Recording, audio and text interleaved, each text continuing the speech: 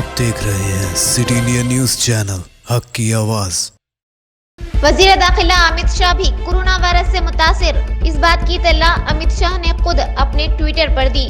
उन्होंने कहा कि कोरोना की इब्तदाई अलामात पाए जाने पर मैंने टेस्ट कराया और रिपोर्ट मुस्बित आई।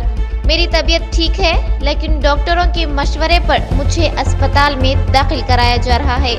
मेरी गुजारिश है कि आप सब जो पिछले कुछ दिनों में मुझसे राब्ते में आए हैं, बराह कराम खुद को अलग थलग रखें और अपना टेस्ट करवाएं। Bureau report, city India news.